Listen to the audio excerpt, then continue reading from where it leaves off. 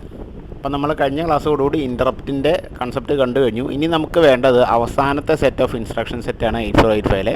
ഇത് stack, input, output and machine control instructions ആണ്. അപ്പോൾ ഇതിൽ പലതും നമ്മൾ കണ്ടിട്ടുണ്ട്. ഓക്കെ, അപ്പോൾ നമുക്ക് മനസ്സിലാക്കാൻ വലിയ ബുദ്ധിമുട്ടുണ്ടാവില്ല. ഏറ്റവും ആദ്യത്തെ എന്നുള്ളൊരു ഓപ്പ് കോഡാണ്.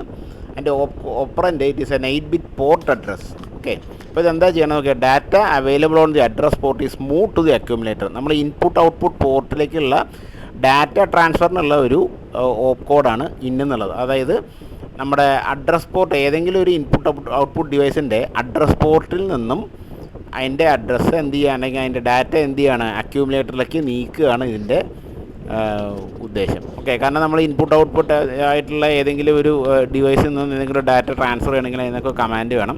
അപ്പോൾ എന്നുള്ള കമാൻഡ് ഉപയോഗിച്ചിട്ടാണ് അതിൽ നിന്നുള്ള ഡാറ്റ, ഇൻപുട്ട് ഔട്ട് പോർട്ടിൽ നിന്നുള്ള ഡാറ്റ എന്ത് ചെയ്യണത്, നമ്മുടെ അക്യൂമുലേറ്ററിലേക്ക് കൊണ്ടുവരിക.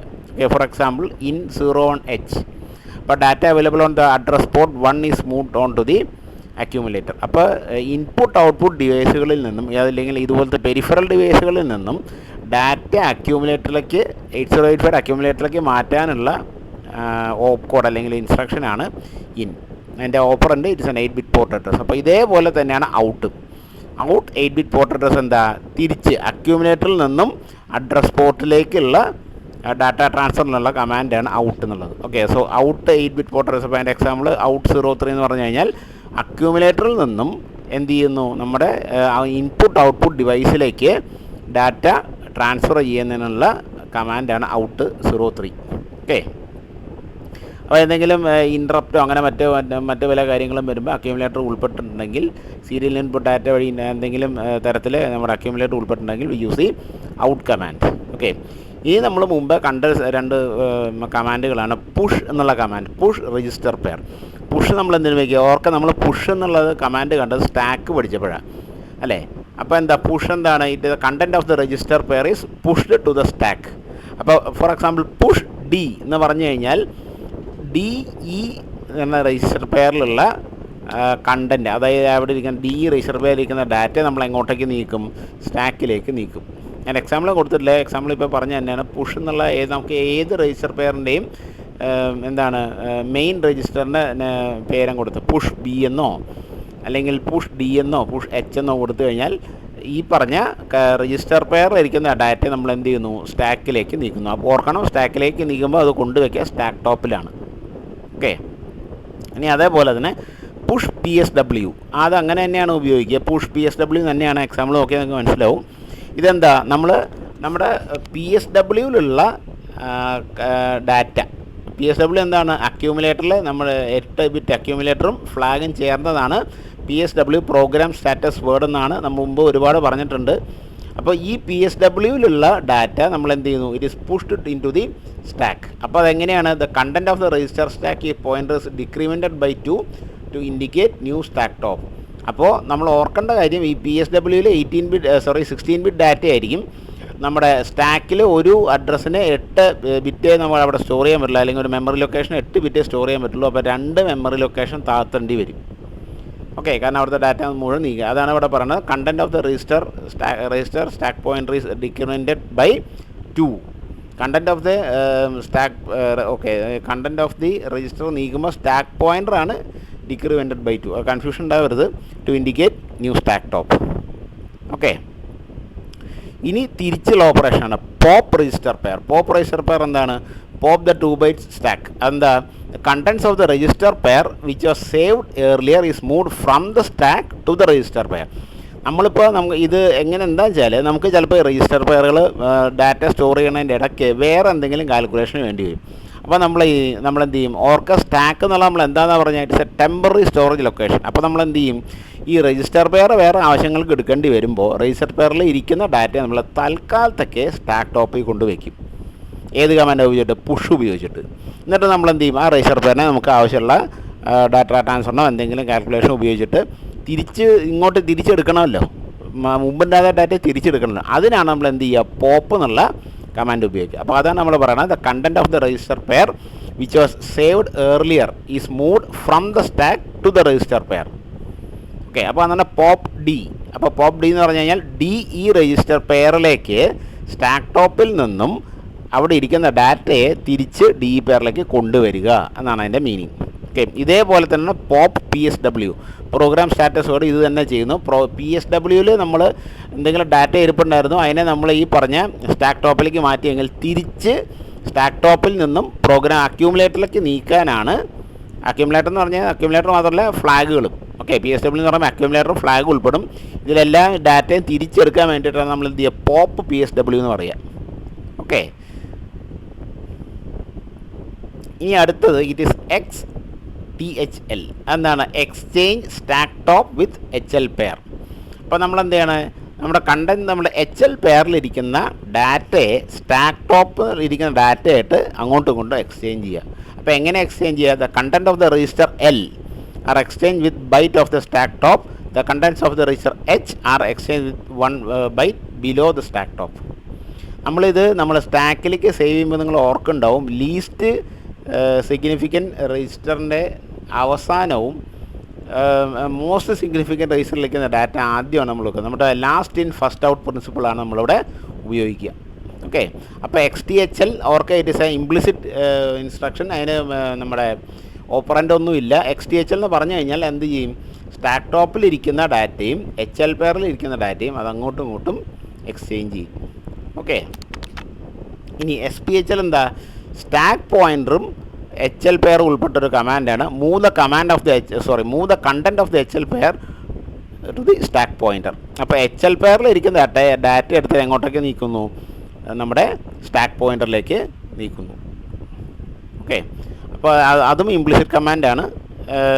നമുക്ക് പ്രത്യേകിച്ച് ഓപ്പറൻസ് ഒന്നുമില്ല, SPHL മാത്രം ഉപയോഗിച്ചാൽ മതി. ഇനി അടുത്താണ് halt, HLT. It is a halt command. When this instruction is executed, any further program execution is stopped. The microprocessor remains in the halt state. An interrupt or reset is needed to exit from the halt state. അതായത് നമുക്ക് micro പ്രോസസ്സിൻ്റെ പ്രവർത്തനം നിർത്താനായിട്ടാണ് നമ്മൾ എന്ത് ഉപയോഗിക്കുന്നത്? HLT, halt എന്നുള്ള command നമ്മൾ ഉപയോഗിക്കുക. പിന്നെ അതിനെ തിരിച്ച് ഓൺ ആക്കണമെങ്കിൽ വേറെ എന്തെങ്കിലും ഒരു തരത്തിലുള്ള കമാൻഡ് നമ്മൾ കൊടുക്കണം. ഇൻ്ററപ്റ്റോ അല്ലെങ്കിൽ റീസെറ്റോ തരത്തിലുള്ള കമാൻഡ് നമ്മൾ കൊടുക്കണം. അതും ഇംപ്ലിസിറ്റ് ആണ്, പ്രത്യേകിച്ച് ഓപ്പറൻറ്റിൻ്റെ ആവശ്യമില്ല, HLT എന്ന് മാത്രമേ ആവശ്യമുള്ളൂ. ഓക്കെ, ഇനി അടുത്ത് നമുക്ക് പരിചയമുള്ളവരാണ് EI, എനേബിൾ ഇൻ്ററപ്റ്റ് അല്ലേ? Interrupt enable flip flop is set and all interrupts are enabled. No flags are effect. ഓർക്ക് ഇത് നമുക്ക് ഇതൊരു ഫ്ലാഗ്സ് എഫക്റ്റ് അതിൻ്റെ കാര്യമില്ല, കാരണം ഇൻ്ററപ്റ്റിനെ ജസ്റ്റ് എനേബിൾ ചെയ്യുന്നേ ഉള്ളൂ. Okay, after the system reset or the acknowledgement of an interrupt, the interrupt enable flip flop is reset, thus disabling interrupt. ഇതാണ് മുമ്പ് പറഞ്ഞിട്ടുണ്ട്. നമ്മളൊരു ഇൻ്ററപ്റ്റ് കിട്ടുകയോ അല്ലെങ്കിൽ സിസ്റ്റത്തിനെ മൊത്തമായിട്ട് റീസെറ്റ് ചെയ്യുമ്പോൾ നമ്മൾ എന്ത് ചെയ്യും? ഈ എനേബിൾ ഇൻ്ററപ്റ്റ് എന്നുള്ള ഫ്ലിപ്പ് ഫ്ലോപ്പിനെ റീസെറ്റ് ചെയ്യും. റീസെറ്റ് ചെയ്യാന്ന് വെച്ചാൽ ഓർക്കണം, 0 ആക്കും. ഓക്കെ, അപ്പോൾ അവിടെ എന്ത് പറ്റും? നമ്മുടെ ഇൻ്ററപ്റ്റ്സ് എല്ലാം ഡിസേബിൾഡ് ആയി പോകും. കാരണം എനേബിൾ ഇൻ്ററപ്റ്റ് എന്നുള്ള ബിറ്റ് 1 ആണെങ്കിൽ മാത്രമേ എന്ത് സംഭവിക്കുള്ളൂ? ഈ പറഞ്ഞ ഇൻ്ററപ്റ്റുകളെ സ്വീകരിക്കാൻ സാധിക്കുള്ളൂ. അല്ലാത്തപ്പോൾ എന്ത് ചെയ്യും? ഇത് 0 ആയി കിടക്കുകയാണെങ്കിൽ it is equal to disabling all interrupts. Okay, അപ്പോൾ this instruction is necessary to re enable the interrupts except trap. Okay, അപ്പോൾ ഏതെങ്കിലും തരത്തിൽ ഡിസേബിൾ നമ്മുടെ എന്താണ് നേരത്തെ കണ്ട ഏതെങ്കിലും കമാൻഡ് വെച്ച് നമ്മുടെ ഇൻ്ററപ്റ്റ്സ് ഡിസേബിൾഡ് ആയിരിക്കുകയാണെങ്കിൽ നമുക്ക് എനേബിൾ ഇൻ്ററപ്റ്റ് എന്നുള്ള കമാൻഡ് ഉപയോഗിച്ചല്ലാതെ പിന്നെയും ഇൻ്ററപ്റ്റുകളെ സ്വീകരിക്കാൻ സാധിക്കില്ല. ഓക്കെ, അടുത്തത് ഇന്ന ഓപ്പോസിറ്റാണ് ഡിസേബിൾ ഇൻ്ററപ്റ്റ് അല്ലേ? The interrupt disable flip flop is reset and all the interrupts except trap are disable. Again no flags are effect. അപ്പോൾ ഡിസേബിൾ ഇൻ്ററപ്റ്റ് എന്തിനാണ് ഉപയോഗിക്കുക? നമ്മൾ ഏതെങ്കിലും ഒരു ഇൻ്ററപ്റ്റ് വർക്ക് ചെയ്തുകൊണ്ടിരിക്കുകയാണ്, അല്ലെങ്കിൽ വേറെ എന്തെങ്കിലും ഒരു കാരണവശാൽ നമുക്ക് ഇൻ്ററപ്റ്റിനെ തൽക്കാലം സ്വീകരിക്കാൻ സാധിക്കില്ല എന്നാണെങ്കിൽ നമ്മൾ എന്ത് ചെയ്യും? ഡിസേബിൾ ഇൻ്ററപ്റ്റ് എന്നുള്ള കമാൻഡ് അല്ലെങ്കിൽ ഈ പറഞ്ഞ ഓപ്പ് കോഡ് ഇൻസ്ട്രക്ഷൻ എക്സിക്യൂട്ട് ചെയ്യും. അത് ഇംപ്ലിസിറ്റ് ആണ്, അതിന് ഓപ്പറൻസ് ഒന്നും ഇല്ല. അപ്പോൾ DI എനേബിൾഡ് ആയിരിക്കുന്നിടത്തോളം കാലം നമുക്ക് ഇൻ്ററപ്റ്റ്സ് ഒന്നും കൊടുക്കാൻ പറ്റില്ല. ഓക്കെ, പിന്നെ നമ്മളിപ്പോൾ പഠിച്ച 2 കാര്യങ്ങളാണ് സിമ്മും റിമ്മും അല്ലേ? SIM എന്ന് വെച്ചാൽ എന്താ? Set interrupt mask. Set interrupt mask അതിൻ്റെ ഇംപ്ലിസിറ്റ് ആണ്, അതിന് ഓപ്പറൻസ് ഒന്നുമില്ല. അതെന്താ? When this instruction is executed, bits 0 to 5 of the accumulator are used in programming the restart interrupt mask. Bit 6, 7 of the accumulator are used in making serial output on SOD line. ഇത് നമ്മൾ detail ആയിട്ട് കണ്ട കാര്യമാണ് SIM അല്ലേ? നമ്മൾ maskable ഇൻ്ററപ്റ്റ്സിനെ നമുക്ക് വേണ്ട തരത്തിൽ പ്രോഗ്രാം ചെയ്ത് വെക്കുന്ന ഇൻസ്ട്രക്ഷനാണ് SIM. ഓക്കെ, ഇത് തന്നെയാണ് RIM-നും നമ്മൾ പഠിച്ച കാര്യമാണ്. RIM എന്താ, റീഡ് ഇൻറ്ററപ്റ്റ് മാസ്ക്. നമ്മൾ ഈ സെറ്റ് ചെയ്ത് ഇൻറ്ററപ്റ്റ് മാസ്കിനെ കുറിച്ച് നമ്മുടെ മൈക്രോ പ്രോസസ്സർ അറിയുന്നത് RIM ഇൻസ്ട്രക്ഷൻ വെച്ചിട്ടാണ്. എന്താ ചെയ്യുക, when this instruction is executed, the accumulator is loaded with the pending interrupts, the restart interrupt mask and the contents of the SID. അപ്പോൾ ഈ പറഞ്ഞ എല്ലാ കാര്യങ്ങളും ഏതിലുള്ളത്, നമ്മുടെ RIM-ലുള്ള കാര്യങ്ങളാണ് അല്ലേ. അപ്പോൾ ഇതെല്ലാം എങ്ങോട്ടേക്ക് നീക്കുന്നു, അക്യുമുലേറ്ററിലേക്ക് നീക്കുന്നു. കാരണം RIM-ഉം SIM-ഉം ഓർക്ക് 8 ബിറ്റ് ഡാറ്റയാണ്, 8 ബിറ്റ് ഇൻസ്ട്രക്ഷനാണ്. ഓരോ ബിറ്റും ഓരോ ഡാറ്റയാണ് നമുക്ക് തരുന്നത്. ഏതൊക്കെ മാസ്ക് ചെയ്യേണ്ട, മൊത്തം എനേബിൾഡ് ആണോ, ഇങ്ങനത്തെ കാര്യങ്ങളൊക്കെയാണ് ഇതിൽ തരിക, RIM.